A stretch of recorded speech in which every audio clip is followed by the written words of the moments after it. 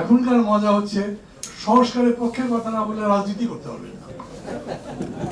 মানে এই কয়েক বছরের ব্যবধানে একটা শব্দ সংস্কারের একদম ডায়াগোনালি অপোজিট দুটো ব্যাখ্যা বা কনোটেশন তৈরি হয়েছে।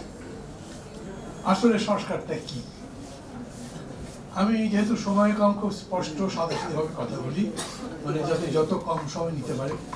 আমি সংস্কারের পক্ষে সেই সময় ছিলাম, আওয়ামী লীগ করতাম, কোনো একটা গ্রুপিং লড়াই -2 এগুলোর মধ্যে ছিলাম না। কিন্তু আমি সবসময় মনে করছি সংস্কার তো লাগবেই।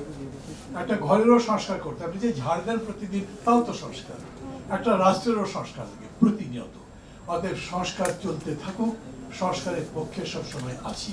সংস্কারের কোনো লিমিটেশন নাই, টাইম লিমিটেশন নাই। এটা যেরকম করে যাওয়া সবচেয়ে ভালো হয় সেটাই করা দরকার। রাজনৈতিক নেতা হিসেবে, কর্মী হিসেবে আমি মনে করি যে রাজনীতি হচ্ছে সমাজের পরিচালক, কমান্ডার অফ দি সোসাইটি। বাকি অর্থনীতি বলেন, সংস্কৃতি বলেন, ক্রীড়া বলেন, যাই বলেন, এগুলো রাজনীতির নীতি দিয়ে নির্ধারিত হয় কিরকম করে হবে। অতএব সংস্কার যদি করতে তাহলে প্রথম রাজনীতির দিকেই নজর দেওয়া দরকার। রাজনীতির দিকে নজর দেবেন মানেই হচ্ছে রাজনীতিটা পরিশীলিত হোক, গণতান্ত্রিক হোক, মানবিক হোক, জনগণের জন্য সুখকর। রাজনীতিবিদরা মিথ্যা কথা বলা ছেড়ে দিক, ধাপ্পাবাজি ছেড়ে দিক, ব্রাহ্মণ বন্ধ করুক, লুটপাটের ধান্দা বন্ধ করুক। এই সবগুলোই সংস্কারের অংশ। খুব সহজ কথা না, কিন্তু মানুষের মনের মধ্যে তো আর ঢোকা যায় না।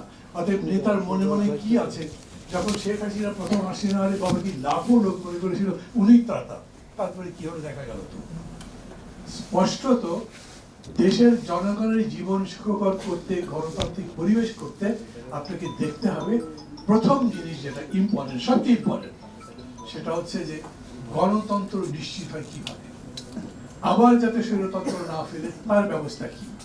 তার জন্য আপনার কনস্টিটিউশনের দিকে তাকাতে হবে। এটা সবাই বলেছেন, কনস্টিটিউশনে সেই সমস্ত চেঞ্জ লাগবে যেটাতে গণতন্ত্র সুখদ হয়। প্রাইম মিনিস্টারের এরকম এত বেশি ক্ষমতা। আকবর আলী খান জীবিত থাকতে বলতেন, আমাদের দেশের প্রাইম মিনিস্টার হচ্ছেন জার কিংবা মোগল এম্পায়ারের মতো শক্তিশালী। টাচই করা যায় না, কোনো জবাবদিহি নাই, সরকারের কোনো জবাবদিহি নেই কারো কাছে। ওইটা অ্যামেন্ড করতে হবে। কেউ কেউ অবশ্য বলবেন যে সংবিধানের হাত দেওয়া কি সরকারের উচিত হবে, এটা ঠিক করেন। আপনি যদি মনে করেন যে রিটার্ন অফ ফ্যাসিজম বন্ধ করবেন, তাহলে আপনাকে পাওয়ার ম্যাক্সিমাম ডিসেন্ট্রালাইজ করতে হবে। পাওয়ার যদি কনসেন্ট্রেটেড থাকে কোনো জায়গাতে, তাহলে তো ওইটাই তো ফ্যাসিবাদের ভিত্তি হয়।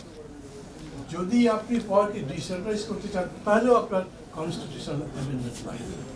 আপনি যদি মনে করেন, যদি আমি দেখছি বিশেষ করে বিএনপির কথা বলি, প্রথম দিকে তাদের টোনে আমার মনে হয়েছিল তারা মনে করছেন কিছুই এখন করা যাবে না, শুধু ভোট করবার জন্য যা যা লাগে সেটা করে, বাকি যেগুলো সেটা ভোট হবার পরে, যেটা 31 দফার প্রিয়াম্বলের মধ্যে আছে, ভোট হবার পরে যে সংসদ হবে তারা 6 মাসের মধ্যে বাকি সংস্কারগুলো করবে। মুশকিল হয়েছে কি, রাজনৈতিক দলগুলো সংস্কার করবে এটা তো মানুষ বিশ্বাস করতে চায় না। মানুষ মনে করে ভাই আগে ভোটের আগে ভালো ভালো কথা বলে, ভোটের পরে দেখবেন সব ভুলে গেছে, অতীত তাই বলেছে। এই জন্য এইবারে দেখছি একটা সার্ভে হয়েছে, ব্র্যাক ইউনিভার্সিটি করেছে। যদি সার্ভের উপরে আমার একটু সন্দেহ আছে, তারপরে আমি মনে করি যে বলেছে 71% লোক এখন এই গভর্নমেন্টকে সাপোর্ট করে। ওটা 71 না হয়ে 61 হতে পারে, কিন্তু সাপোর্ট করে মানুষ তাদেরকেই। এই যে পুরো আন্দোলনটা হয়ে গেল, চিন্তা করেন 15 বছর ধরে রাজনৈতিক দলগুলো তো আন্দোলন করেছে, কিন্তু যখন বিজয় হলো তখন দেখা গেল সমস্ত রাজনৈতিক দলগুলো সাইড লাইনে আছে। বাংলাদেশ একটা ইউনিক দেশ। এই দেশে সরকারের বিরুদ্ধে আন্দোলন হয়েছে, সরকারের পরাজয় হয়েছে, বিরোধী দলের নেতা পলায়ন করেছে।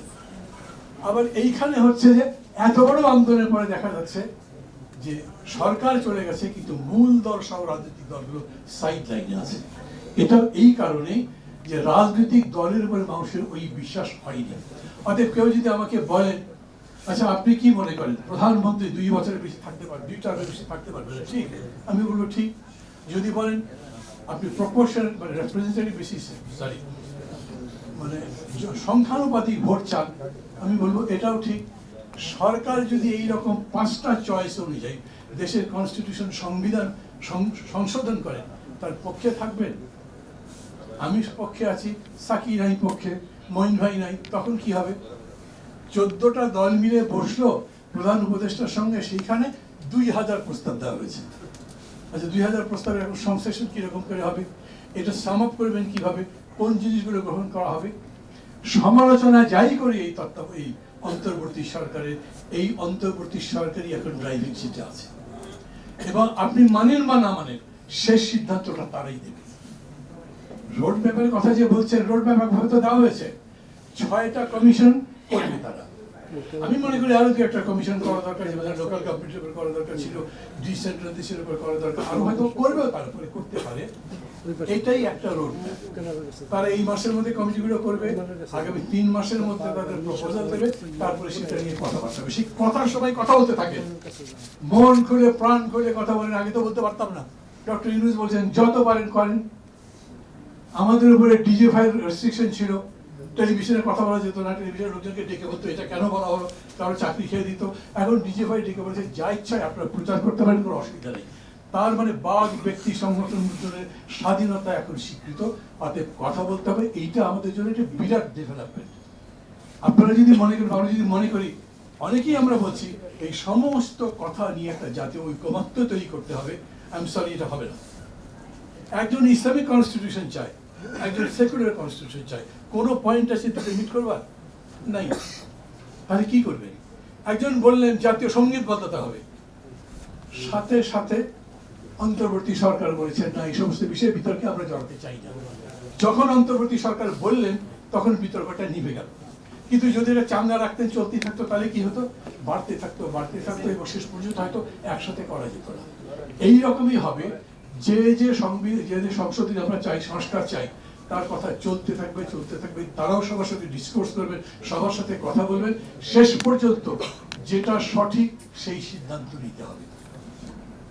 গণতন্ত্র কি? আমরা বলি না রুল অফ মেজরিটি, সুন্দর কথা, কিন্তু রুল অফ মেজরিটি তো রঙও হতে পারে, মেজরিটি ভুলও বলতে পারে। কোপার্নিকাস যখন বললেন যে পৃথিবী সূর্যের চতুর্দিকে ঘোরে, ও তো ফাঁসি হয়েছিল, কিন্তু হি ওয়াজ রাইট। এরকম হতে পারে। আজকে একটা সংশোধনীর কথা আমি বললাম, এটাই ঠিক, আপনারা কেউ আমার সাথে একমত হবেন না, তবু তো আমি ঠিক যদি সত্য হয়। আজ না মানেন 5 বছর পরে মানবেন।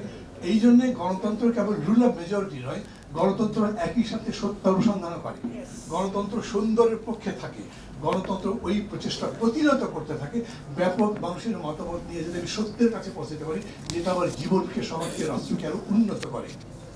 এখন যে লড়াই, আমি আবার বলি 5 তারিখে 5ই আগস্ট আমাদের রক্তদানের বিরাট একটা আন্দোলন শেষ হয়েছে। এখন যে পর্যায়ে সেটা হচ্ছে কনস্ট্রাকশনের, এবং এই লড়াইটা একদম বেসিক্যালি ইন্টেলেকচুয়াল লড়াই, থিওরিটিক্যাল লড়াই, পলিটিক্যাল লড়াই। এই লড়াইয়ের মধ্যে আপনি যুক্তিতে আসবার চেষ্টা করবেন প্রত্যেকটা রাজনৈতিক দলের কাছে। বিশেষ করে আমি এই জন্য অ্যাপিল করতে চাই, আপনারা এগুলোর উপরে আরো কথাবার্তা বলেন, বেশি কথা বলেন, খেয়াল করেন, বোঝেন কোনটা করলে আসলে এই দেশে একটা গণতান্ত্রিক রাষ্ট্র তৈরি করতে পারি আমরা, কি হলে একটা মানবিক রাষ্ট্র হয়, কি হলে জনগণের কল্যাণ নিশ্চিত হয়, কি হলে আমরা যা আকাঙ্ক্ষা করি নতুন বাংলাদেশ, সেই রকম বাংলাদেশ তৈরি হয়। এটাই আমাদের মূল কাজ। এটা সবাই মিলে যদি করি তাহলে ভালো, না হলে কেউ যদি মনে করি যে না যাই হোক না কেন আমার তো ডিজিটা লাগবে, আমার তো ডিসিটা লাগবে, আমার ওই পজিশন লাগবে, না হলে আমার পার্টির ইনফ্লুয়েন্স বাড়বে না, ওই রাজনীতি এখন চলবে না। যে চেতনাটা জেগেছে সেই চেতনাকে মেরে ফেলা এত সহজ হবে না। স্বাধীনতার চেতনা আমরা বলি, চেতনার ব্যবসা করেছে সেগুলো বলি, কিন্তু স্বাধীনতার চেতনা তো এখনো বলছে, তারাও বলছে, যারা আন্দোলন করছে তারা বলছে যে 71-এর চেতনার সাথে 24-এর চেতনাকে মিলে আমরা একটা দেশ গড়তে চাই। এরকমই হবে। আমরা বলছি তৃতীয় স্বাধীনতা, কিন্তু বাংলাদেশের স্বাধীনতা তো একবারই হয়েছে। এটা হচ্ছে স্বাধীনতাকে যা নষ্ট হয়েছিল সেটাকে ফিরে আনবার চেষ্টা করছি আমরা। সেই জন্যই কি করব, এই সব কিছু মিলে একটা সত্যের কাছে যাব। আমরা সংস্কার যখন বলছি তখন রাজনীতি সংস্কার করবো, অর্থনীতি, যাতায়াতের সংস্কৃতি, সবকিছু সংস্কারের সাথে সাথে শেষ কথা বলবো, রাজনৈতিক দল তার নেতৃত্ব তার অভ্যন্তরে গণতন্ত্র চর্চার মধ্যে দিয়ে, বুদ্ধিবৃত্তিক চর্চার মধ্যে দিয়ে যদি নিজেকে সংস্কৃত না করে, সংস্কারকৃত না করে, তাহলে দেশের কল্যাণ হবে না। আলটিমেটলি পাওয়ার তো পলিটিক্যাল পার্টির কাছেই আসবে, হয়তো মঈন ভাইয়ের কাছেই যাবে। এখন মঈন ভাই যদি মনে করে পাওয়ার পেয়েছে, এখন আমি যাবো, তাই হবে, তাই দেশ গঠন হয়ে যাবে। আমাকে এইটা চিন্তা হবে, জনগণকে বলেন কোন দল সত্যি সত্যি জনগণের কল্যাণ করতে পারে।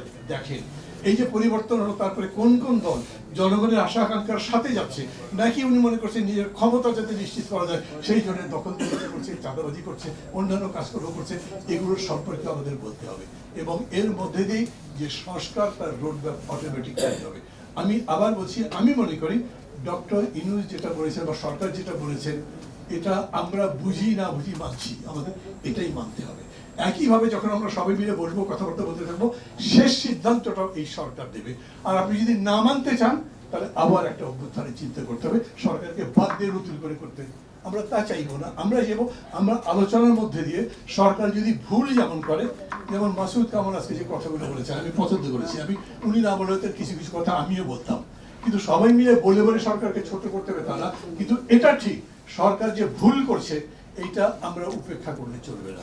আরো অনেক ভুলের কথা বলা যাবে, কিন্তু সেই ভুলের চর্চা করছি না, আমরা ভুলটা ধরিয়ে দেওয়ার চেষ্টা করছি যাতে তারা এরকম ভুল আর না করে। ভালো থাকবেন সবাই। ধন্যবাদ। আমি আসলে